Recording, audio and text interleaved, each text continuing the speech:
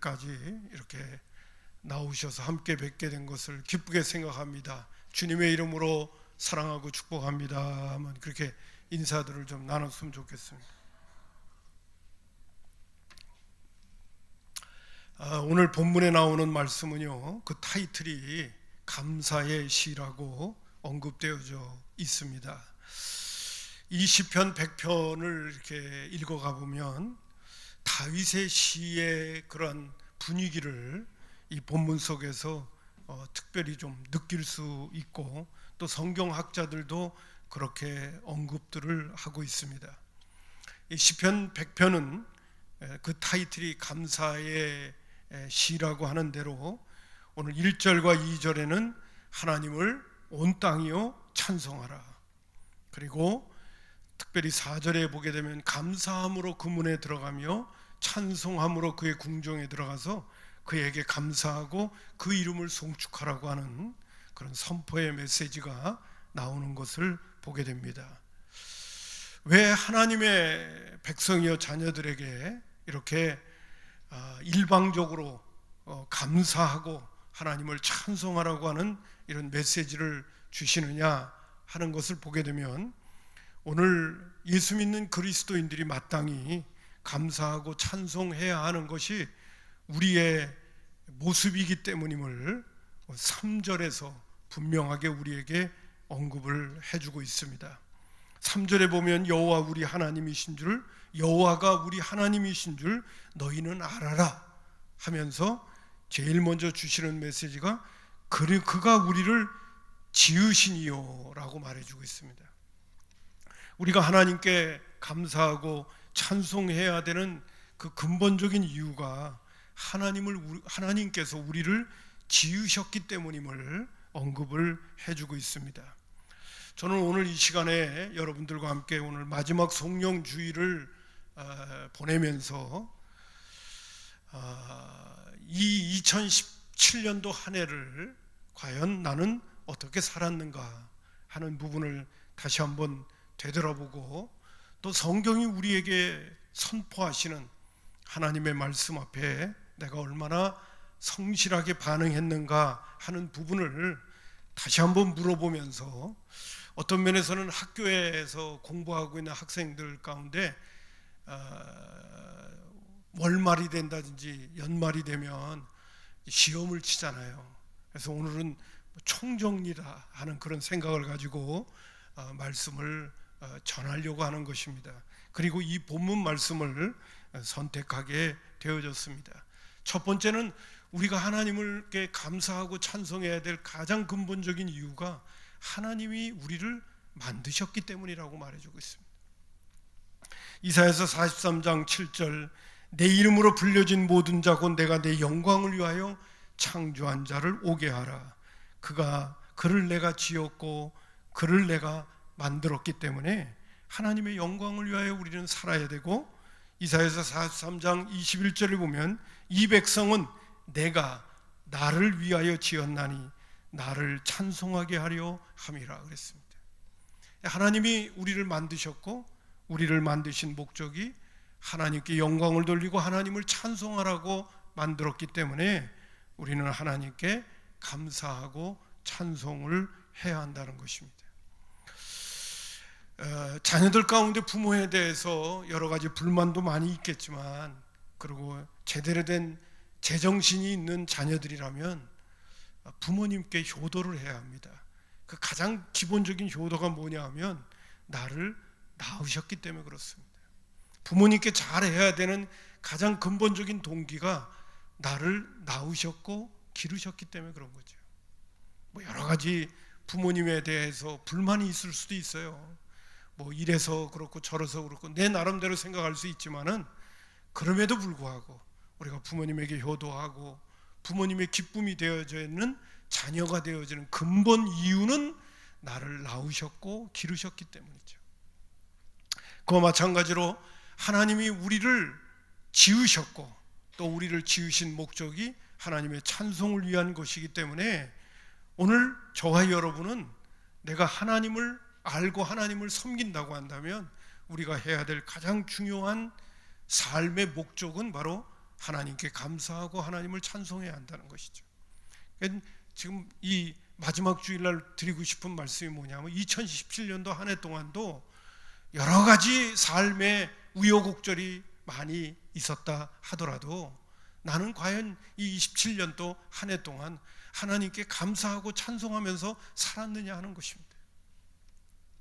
2017년도 한 해 동안 감사하고 찬송하는 일이 나의 삶의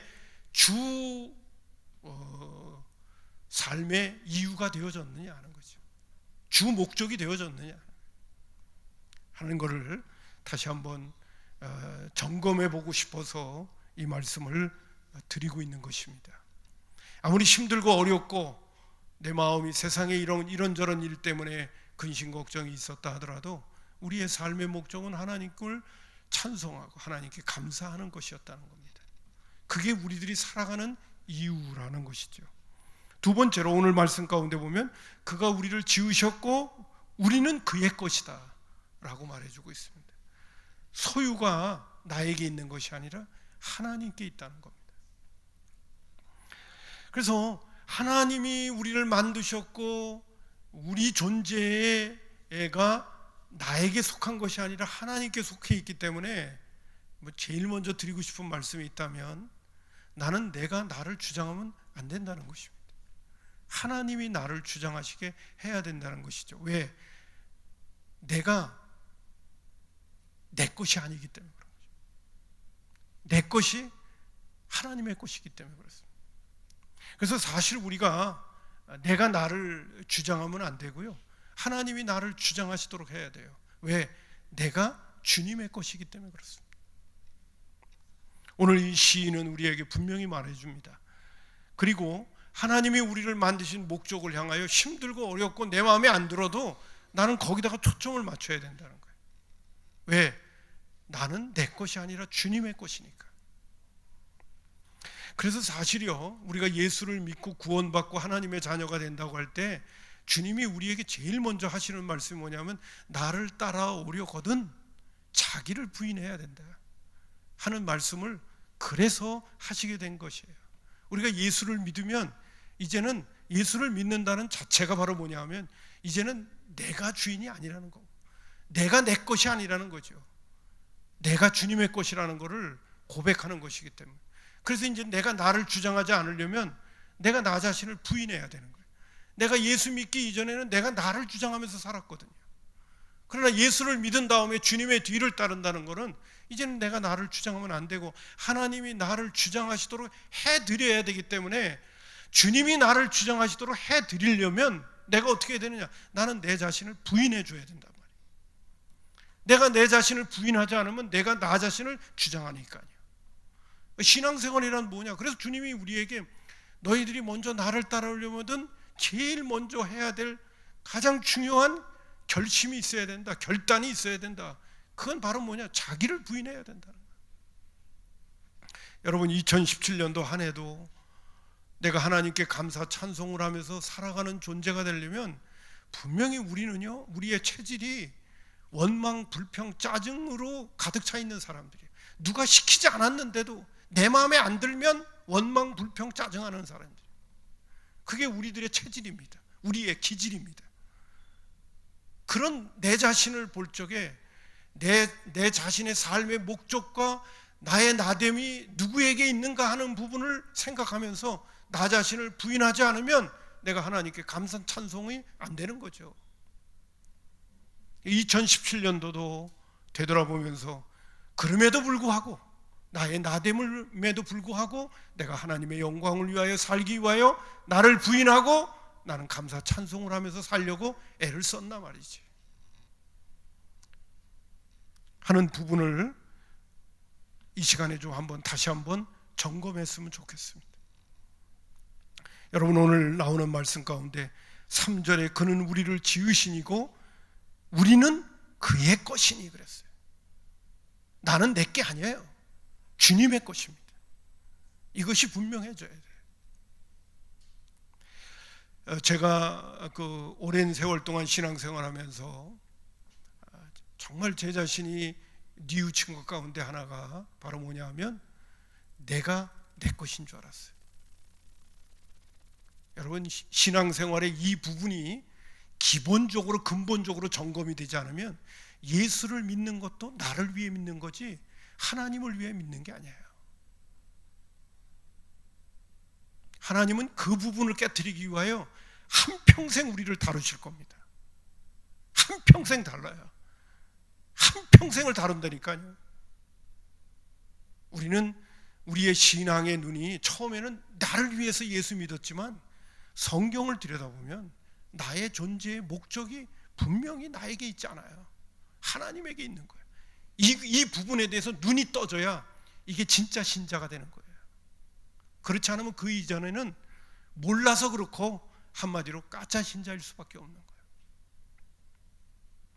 저도 정말 오랜 세월 동안 미처 몰랐어요. 주님이 내가 나를 따라오든 자기를 부인하고 자기 십자가를 짊어지고 날마다 나를 쫓아야 된다고 그럴 때 어쩌나 그럴 때가 정말 많았어요. 정말 많았습니다. 그러나 여러분, 지금이라도 늦었다고 생각하지 않고 내가 예수 믿는 이유와 목적을 다시 한번 분명히 하면서 이 길을 걸어가야 되겠다는 결단이 우리에게 서지 않으면 안 된다는 말씀을 정말 드리고 싶습니다. 이 말씀을 드릴 때는 정말 드리고 싶은 게 뭐냐면 예수 믿는 교회 나오는 사람이 많은 게 중요한 게 아니에요.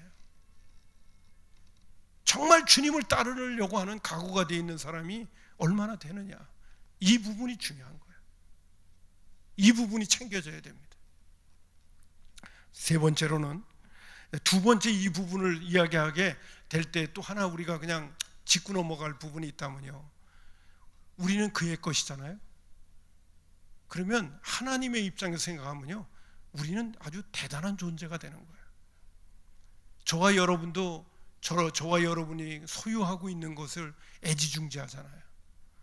우리가 주님의 것이다 그러면 아유 나 뭐야, 내 입장에서는 그렇게 생각할는지 몰라도요, 하나님의 입장에서는 내가 주님의 것이 되어지면 하나님에게 있어서는 내 자신이 절대적인 그러한 사랑의 대상이기도 하고 보호의 대상이기도 하고, 그리고 정말 하나님이 애지중지하게 챙기는 것이 되어버리고 마는 거예요.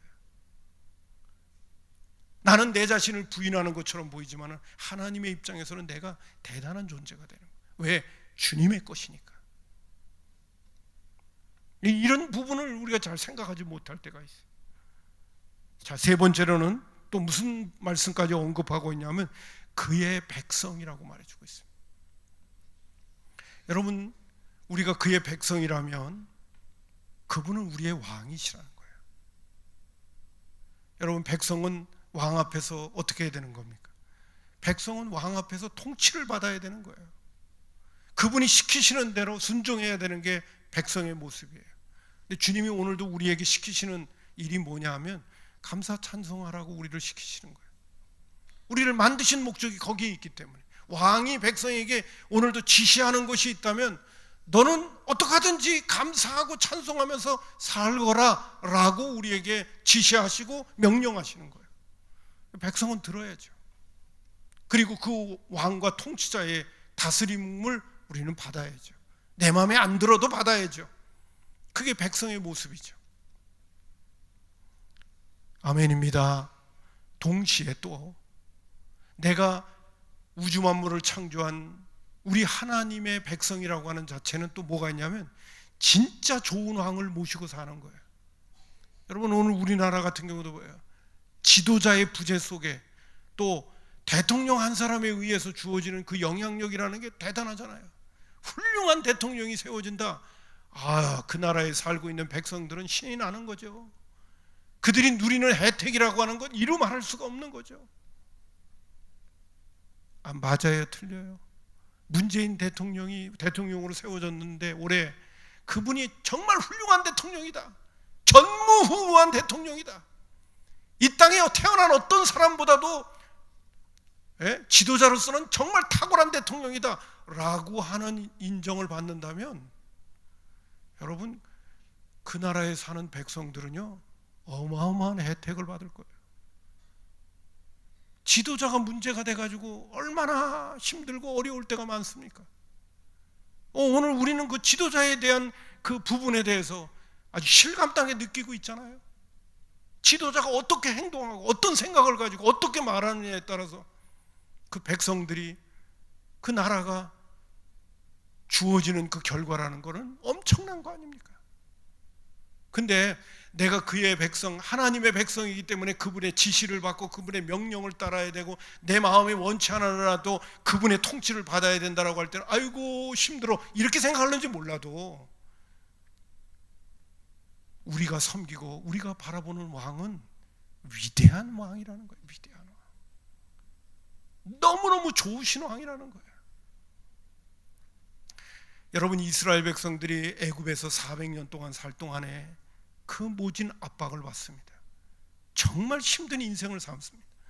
근데 왜 400년 동안 애굽에 내려가서 그 모진 어려움의 세월들을 그들이 견디면서 살게 되어졌느냐 할 때, 구약에 나오는 구속사를 보게 되어지면 하나님은 나쁜 왕을 통해서 얼마나 어려움을 당하는가를 이스라엘 백성들에게 피부로 느끼게 한 다음에 좋은 왕을 만나서 그들이 살아가는 삶이 무엇인가를 아주 극명하게 보여주는 거예요.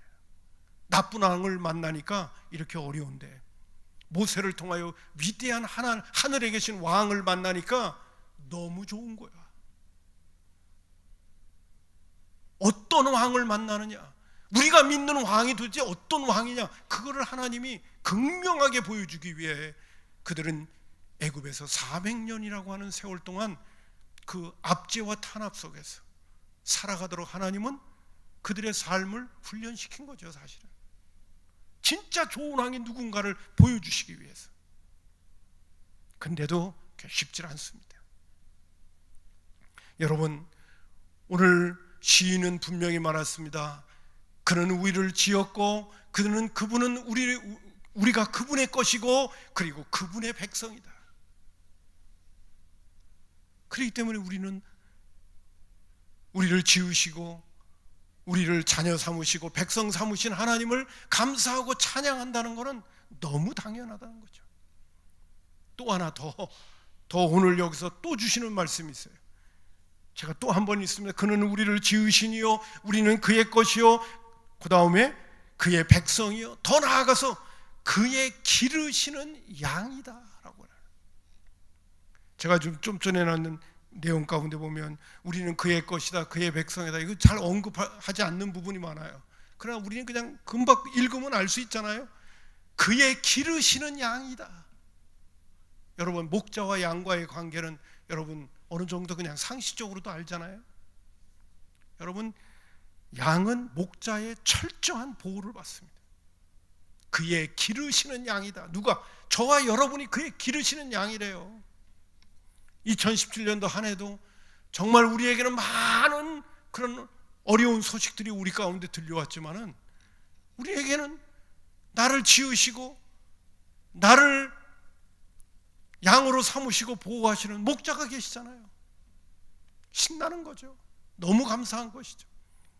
목자는 양을 철저하게 보호하고, 그렇기 때문에 그 안에서 우리는 쉼을 얻을 수 있고, 하나님은 우리를 기르시는 목자이시기 때문에 우리는 때로는 우리의 인생의 길을 걸어갈 적에 일루 갈까 절루 갈까 선택의 문제가 있는데도 주님 열심히 바라보면 주님께서 우리가 가야 할 길까지도 잘 인도하시는 선한 목자이심을 성경은 우리에게 말해주고 있잖아요. 우리를 보호도 하시고 우리가 가야 할 길도 인도해 주시고, 아니 그런 분이 세상에 어디 있어요? 나는 그런 의미에서 볼 적에 믿지 않는 사람들은 참 인생 살기가 참 힘들고 어렵겠다 이런 생각이 들어요. 어떤 때는 예수 믿는 사람이 이 험악한 세상에서 살아가기가 어렵다고 생각하는지도 모르겠지만은, 그러나 나의 주인이요 나의 왕이요 나의 통치자를 내가 정확히 믿기만 한다면, 산 믿음이 있기만 한다면 예수 믿는 사람의 삶이라는 건 얼마나 수월한 것입니까? 왜? 목자가 엄연히 있으니까요. 할렐루야.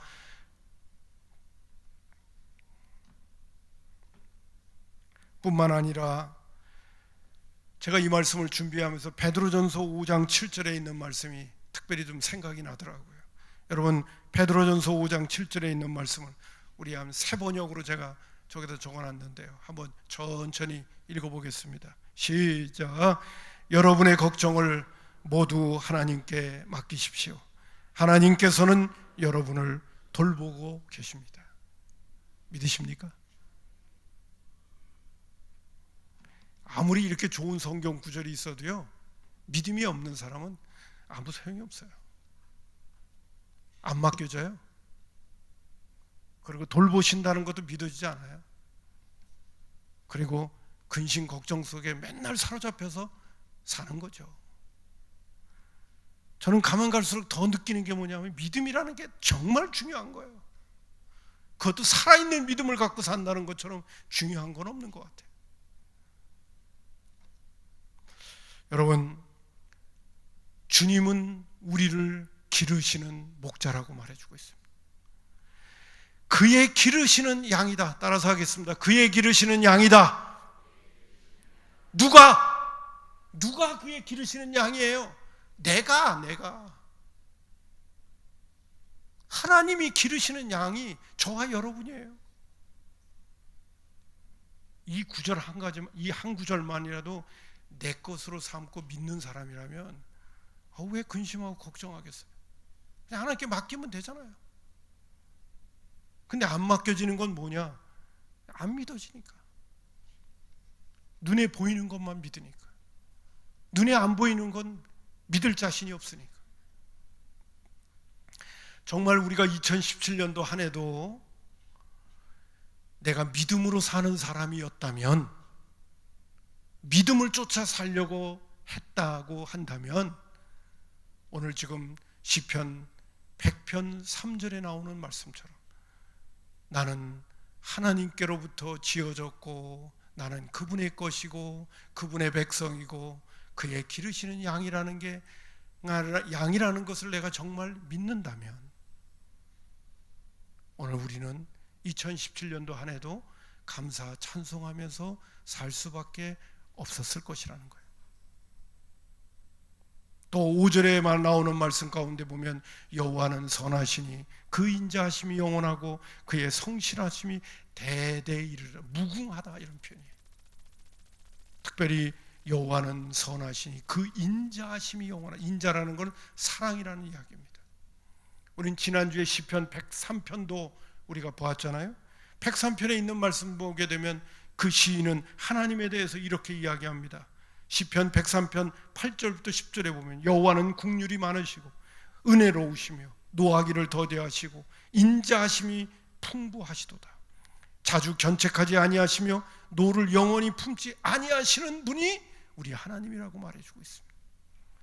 13절과 14절에는 또 이렇게 합니다. 아버지가 자식을 긍휼히 여긴같이 여호와께서 자기를 경외하는 자를 긍휼히 여기시나니 이는 그가 우리의 체질을 아시며 우리가 단지 먼지뿐임을 기억하지. 먼지라는 것은 개역성경에는 티끌이라고, 우리가 얼마나 보잘것없고 우리가 얼마나 나약하고 우리가 얼마나 한심한 존재인가를 하나님이 만드셔 놓고도 우리의 우리됨을 하나님은 아신다는 거예요. 그래서 우리를 긍휼히 여기신다. 아버지가 자식을 긍휼히 여기는 것처럼 긍휼히 여기는 대상이 누구냐? 저와 여러분이라는 거죠. 근데 아버지가 자식을 긍휼히 여기는 것 가운데 대표적인 예수님께서 보여주신 비유가 뭐냐 하면 탕자의 비유예요. 아버지의 재산을 가지고 자기에게 주어진 분깃을 가지고 먼 곳에 가서 허랑방탕하면서 살고 있는 그 둘째 아들을 보면서도 아버지는 끊임없이 기다리고 계시고 돌아오기만을 바라는 그 아버지의 그 긍휼의 마음, 사랑의 마음, 그거를 예수님은 누가복음 15장에서 하나님 아버지는 그런 분이다 라고 우리에게 알려주셨죠. 왜 우리가 하나님께 감사하고 찬송하면서 살아야 되느냐? 우리가 믿는 하나님이 이렇게 긍휼과 자비와 인자와 성실로 오늘도 우리를 대하시는 분이기 때문에 우리는 감사하고 찬양할 수밖에 없다는 것이죠. 여러분, 2017년도 한 해도 내가 누구인가를 하나님의 말씀을 통하여 정말 살아있는 믿음을 갖고 있는 사람이라면 우리는 부지런히 2017년도 한 해도 감사하고 찬양하는 일에 집중해서 우리가 살았어야 하는 사람들이 저와 여러분이라는 거죠. 신자라면 마땅히 그렇게 했어야 되는 거라는 거죠. 근데 내가 그러지 못했다. 그렇다면 여러분, 2018년도는 오늘 시인이 고백하고 있는 시편 100편에 나오는 말씀대로 온 땅이여 여호와께 감사와 찬양으로 영광을 돌리라고 하는 이 메시지를 우리는 2018년도에는 살아내야 되겠다는 것이죠. 우리가 2018년도에는 이게 예수 믿는 그리스도인들이 기본적인 삶의 태도입니다. 이것을 우리가 성실하게 이행한다면 최소한 우리는 후회스럽지 않는 삶을 살게 될 것이다. 2017년도에 못 살았다면 2018년도에는 살아내자. 오늘 이 시편 100편에 있는 말씀을 기도 제목으로 삼아서 하나님, 2018년도에는 하나님이 나를 지으신 분이고 나는 하나님의 것이고 하나님의 백성이고 하나님의 기르시는 양이고 그리고 하나님의 선하심과 인자하심과 성실하심이 늘 나에게 오늘도 주어지는 그 하나님을 모시고 살기 때문에 나는 감사할 수밖에 없고 나는 하나님께 찬송할 수밖에 없는 존재입니다 라는 것을 선포하고 고백하면서 어떠한 형편과 상황 속에서 감사 찬송을 잃어버리지 않고 내년도에는 살아보자. 속으로 아멘한 분들만 그 복을 받으시기를 바랍니다. 아멘들을 안 하니까. 기도하겠습니다.